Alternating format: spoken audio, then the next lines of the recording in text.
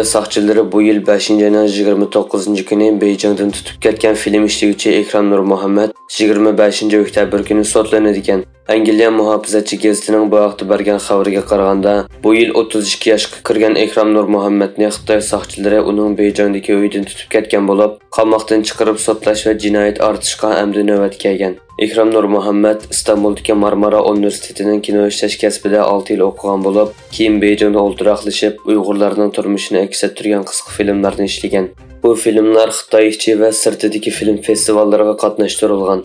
Xabarda aytilishicha, Ekram Nurmuhammad tutilib ketishdan bir oy burun Urumchidagi saqchilar uni chaqirib, kimlik yutib ketishi ahvolini tekshirdiganligini aytgan. Ekram Urumchiga qaytishni rad qilgan va telefonni uzib etgan. Uning keyin xabar tepishicha, u İstanbuldagi vaqtida kutib olgan bir Uyg'ur tutilgandan keyin saqchilar uning payiga tushgan.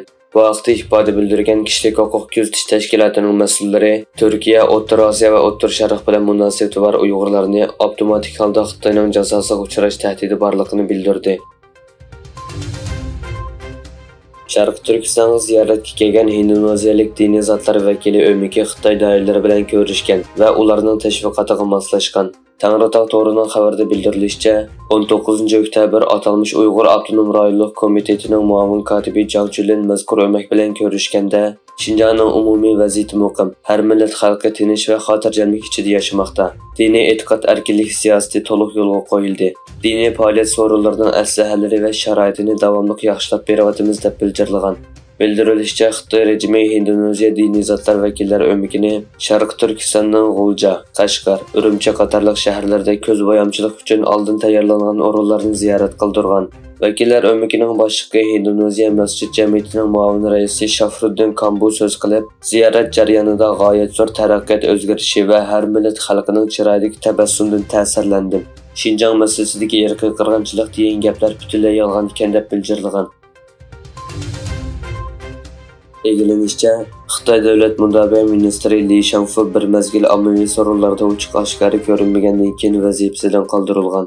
Xitoy Markaziy televiziya stansiyasining xabariga qaraganda, Li to'g'risidagi qaror Xitoy mamlakatlik xalq qurultiyi markaziy komitetining Beyjingda o'tkazilgan yig'inida chiqarilgan. Komitet a'zolari Li familiyaning ministerlik vazifasidan ib tashlanishini belgitlashdi. Li Shangfuning o'rniga kimning keladiganligi e'lon qilinmagan. Sobiq ministr Li Shangfu oxirgi qatim 29-avgust Beyjingda o'tkazilgan Xitoy Afrika tinchlik va bexatarlik munbiriga qatnashgandan keyin ommaviy so'rovlarga chiqmagan. Uning delosi bu yil 7-yil bir oy g'oyib bo'lgandan keyin vazifasidan ib tashlangan tashqi ishlar ministri Chingangni esga soldi. Isroiliya Hamas urushi davomlashayotgan Amerika bilan Xitoyning maydoni bir-biriga zid qutbga bo'linayotgan bir vaziyatda, Xitoy tashqi ishlar ministri Wang Yi bu haftaning oxirida Amerikaga kelib, ikki davlat o'rtasida birlikka kelish yo'llarini izlamoqchi bo'lgan.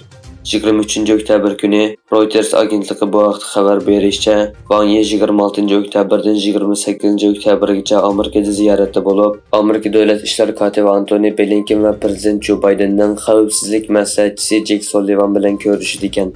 Wang Yining bu qatam Amerikaga kelishi Xitoy Kompartiyasi bosh sekretari Xi Jinping bilan Amerika prezidenti Joe Bidenning 11-oyda San Fransiskoda o'tkaziladigan Osiyo tinch okean iqtisodiy hamkorlik munbiri yig'inida uchrashish uchun beriladigan tayyorlik ekan.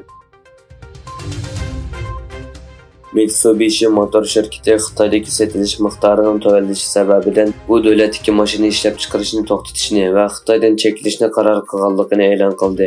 Mitsubishi avtomobil hay'atining bayonotida sotish nishonining plandagidek amalga oshmaganligi va ishlab chiqarishning 2023-yil 3-oyda to'xtatilganligi bayon qilingan. Egilinishcha, mazkur Yaponiya shirkati yerlik ishlab chiqarish hamrohi bilan suhbatlashgandan keyin chekinishni qaror qilgan bo'lib, ishlab chiqarish boyligini Sharqiy Janubiy Osiyo bozoriga yo'tkaydi ekan.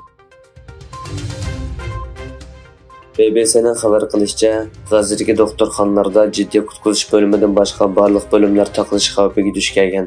G'azadagi Falastin Sahiyya ministrligi Avstraliyaning G'azaga qilgan hujumida 2360 nafar bola va 1292 ayolni o'z ichiga olgan 5791 kishining qazo qilganligini, 16297 kishining yaralanganligini e'lon qildi.